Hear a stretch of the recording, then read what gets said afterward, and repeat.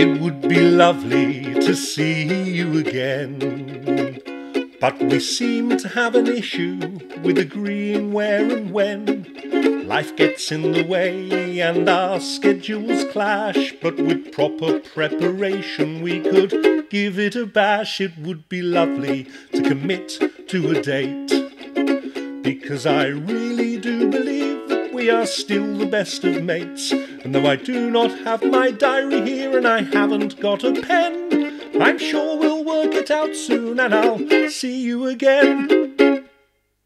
What-o, folks, Thomas Benjamin Wilde Esquire here with song number 29 of my Song a Week project, which was about maintaining friendships in your adulthood. I used to have lots and lots of friends. I have lots of people that I consider to be friends, but we don't really ever see each other.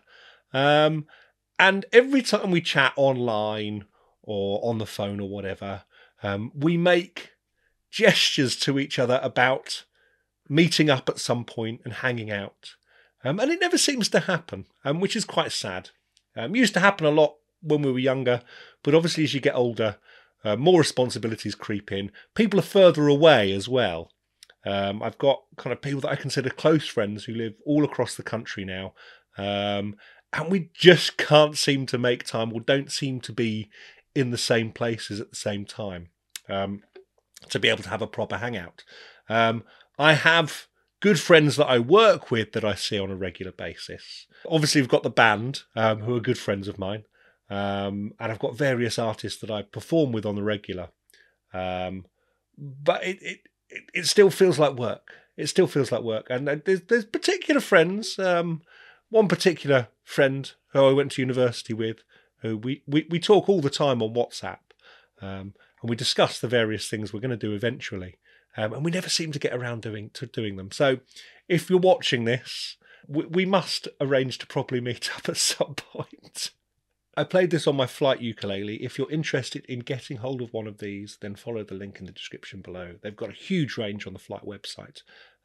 This is my go-to instrument, the one I like to pick up and just play. So I've had some really great reactions to the last video. It's had quite a lot of views, which is quite interesting, particularly on YouTube. And seems to be doing okay on Instagram. People don't seem to get it on Facebook, which is interesting. So it's kind of thinking about kind of different demographics of people, really, who are watching this. Because it's always quite interesting across the different social media sites to see how people react to the video. But it's looking particularly well received on YouTube. And lots of people being able to identify with it. So the last video, of course, was That's Not How It Works Anymore. Which was about conversations with people when they are kind of vastly out of touch with how the modern world works, really. As I mentioned, potentially it's going to turn into a full-length song. I'm getting ideas from people, particularly in the comments. There's not been any questions this week, just lots of people talking about their experiences. So I'm going to share some of these with you. Barona Corey says, when I was trying to get a full-time job, there were so many older relatives and family friends trying to tell me that I just needed to push the places I had submitted an application to. One of the part-time jobs I had, however, immediately put applications into the no pile if somebody couldn't wait until the manager had time to get back to them. So yeah, that's a bit of advice I remember getting when I was younger as well. You've just got to push and kind of check in with people. Managers don't seem to like that anymore. Some people seem to think that kind of pushing shows some kind of initiative or motivation to getting a job. But I've always been of the opinion that it could be quite annoying if everybody starts trying to do that. So yeah, no, that's a very good example of it there. A very different one here from Commander Ernie Paul. I work retail for more than 30 years. I'm often having to explain to customers that product or service has changed or is no longer available. Sometimes for the better, other times for the worse. The challenge for me is to remember this when I myself am the customer looking for that which has changed. Yeah, because actually we get to that point as well and we assume we know how something works. And then we're shown that that's not how it works anymore as well. Alison Starr says, perfect timing. We just got home from a 9-day UK holiday. Contactless payments are everywhere. Cash is not king anymore. No postcards mailed home. Instead, we use WhatsApp to communicate with our team at home. Yeah, it's a weird one, that, isn't it, over here? Because we do use contactless payments for everything. I don't even use a card anymore because I got told that only old people use cards. So I make payments on my phone. However, I can tell you that over in Wales, they still use cash because I was up there earlier in the year in Carmarthen. And everyone was wanting to pay for merch with cash. And I didn't have a float or anything like that because I just assumed that nobody would be wanting to pay in cash. But anytime I do go back over to Wales, I'll make sure I take cash with me. Sergeant Bouchery says, one of the worst decisions in my life was going back to school to learn managing movie and TV sets. Only 2 of the teachers knew what was going on sets because they were still actively working on sets. The others had not been active for over a decade. The TV classes teacher had not worked in TV for over 30 years. Yeah, so that kind of goes back to my experiences working in further education, teaching media, film and television production, and having people in industry coming in and not really knowing, having worked in industry for 30 years, not really knowing the roots in, talking about their experiences with getting into film and TV, but not really having an idea on what the new routes in are. So that's the opposite side of things there a little bit, where you've got teachers who don't really know what's going on there. So that's an interesting one. I Am the Bubble Lady says, great start of the song. I've had so many conversations with my grandma telling her this exact same thing. Yep.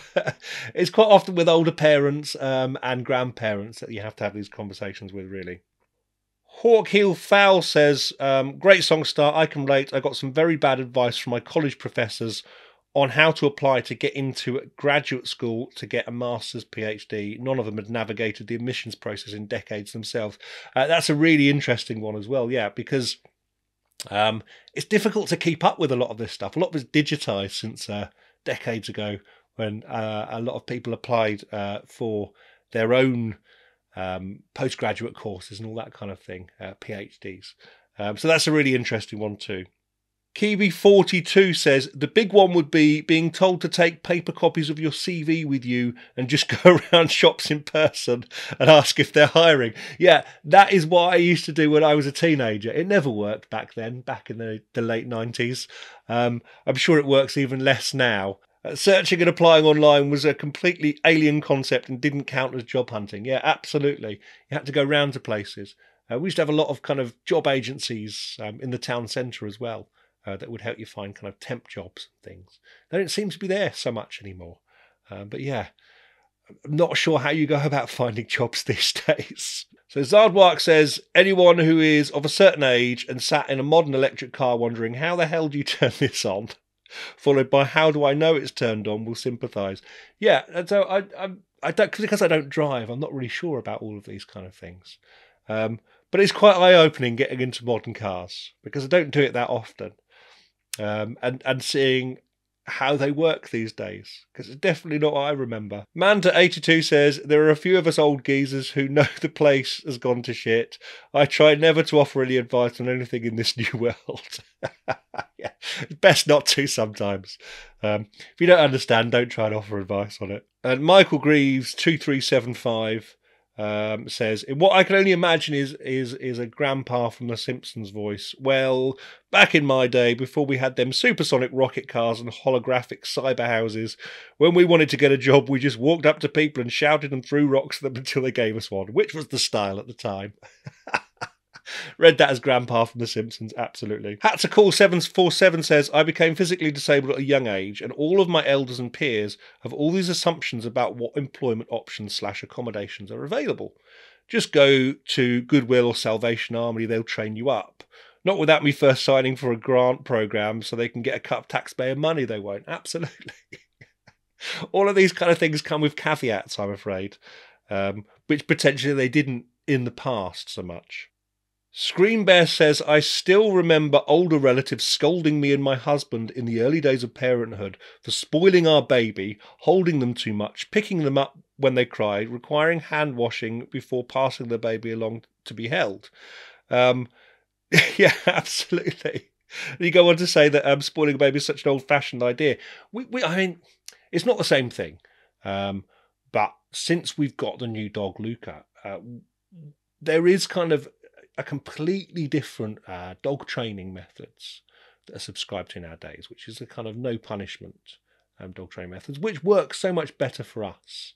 But there's still people that subscribe to the whole old-fashioned dominating and pack leader kind of sentiment that was in place when we had our old dog. But I much prefer the new way of doing things. And I think the same thing could be said of parenting. Spoiling your child, I'm not sure I completely believe in that either, so I agree with you there. Karis Coin 1886 says, my dad once advised me to choose the company I wanted to work for, find the CEO's mailing address and send them an actual physical snail mail letter to set myself apart from other applicants.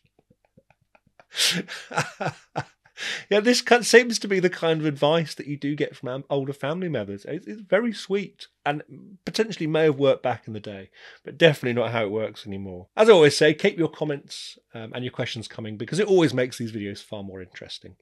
A few dates for your diary. On Saturday the 19th of October, I will be at the Birdwell Centre in Barnsley with my band The Fancy Chaps as part of the Big Day Out, a one-day festival hosted by the marvellous Mr. Scott Dunican of the Bar Steward Sons of Val Dunican. There'll be a whole host of other acts performing as well. I think we're on about 2 o'clock in the afternoon. So if you're around the area, do come and say hello. On the 2nd of November, Saturday the 2nd of November, I'll be in Hull at the New Adelphi Club, again with my band The Fancy Chaps, with the fantastic Sweet Chunks band.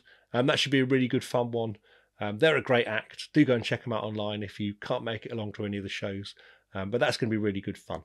So it'd be lovely to see you at either of those. Details for all of my upcoming shows can be found in the link in the description, as can a link to find out more about Flight Ukuleles. But also, if you're interested in seeing these videos before anybody else, as well as accessing all kinds of other exclusive content, including the demo tracks for the new album, then you can sign up to my Patreon community for as little as £3 a month and get access to all of that kind of stuff. Again, the link is in the description below. Well, that's about it from me for this week. Do keep your comments and questions coming. And until next time, stay safe and toodle pip.